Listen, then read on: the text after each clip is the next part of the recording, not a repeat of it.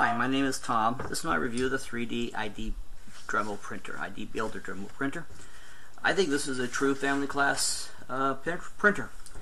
I think it's taken printing out of the basement, put it into the family room or den, and it's well deserving of your look.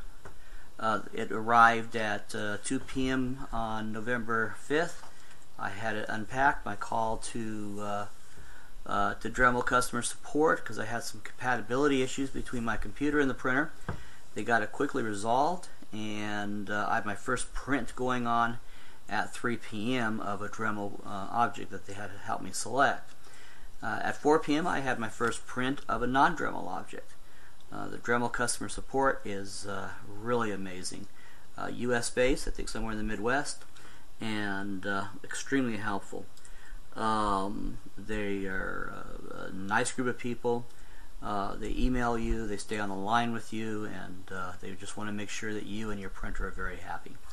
Before my printer arrived, I got my desk all set up. I put out some a mapping area, the footprint of what my where my printer would go, make sure I had enough room to set it up and just have it ready, and then I put the printer in place once it arrived and had it to go and ready to go.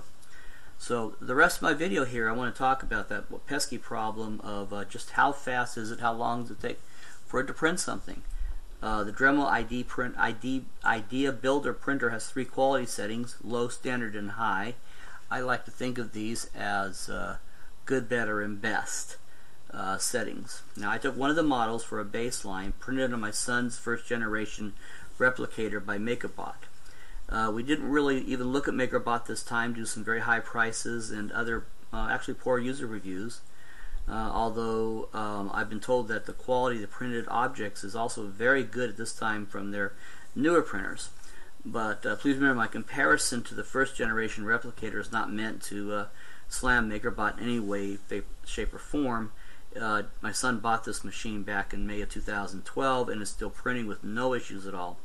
When he bought it, it was a cutting-edge machine for its day. Okay, so how long? For the replicator, 1 hour and 15 minutes. For the Dremel on low setting for good, that is 1 hour and 6 minutes. For better, that's the standard setting, 1 hour and 36 minutes. On high setting, that's the best, 2 hours and 21 minutes. When I used the best, but I reduced the infill to 15%, that was 1 hour and 56 minutes. So that was about a 20-minute savings or more off of the Dremel high infills. Okay, so now we're going to look at some of the details on the model so you can do some comparisons. First of all, the replicator. Here is the hand and head detail. You can see there on this first generation machine the hand. Now this is the low detail. This is the Dremel. Much improvement there. Now we're going to be looking at better and some improvement there. Between the two, I'm not sure that there's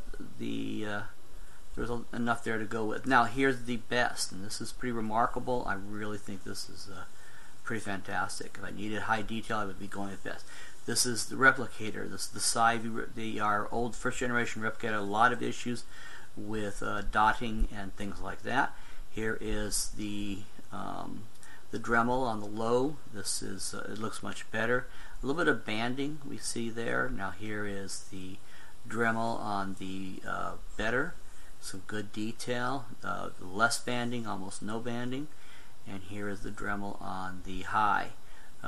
Good detail. The eyes come out really well. Now we're going to move forward. This is the Dremel foot and hand. So I want to be paying attention also to that the dropped hand there as we look at these different models. So this is now the Dremel on the low setting, and see that hand there.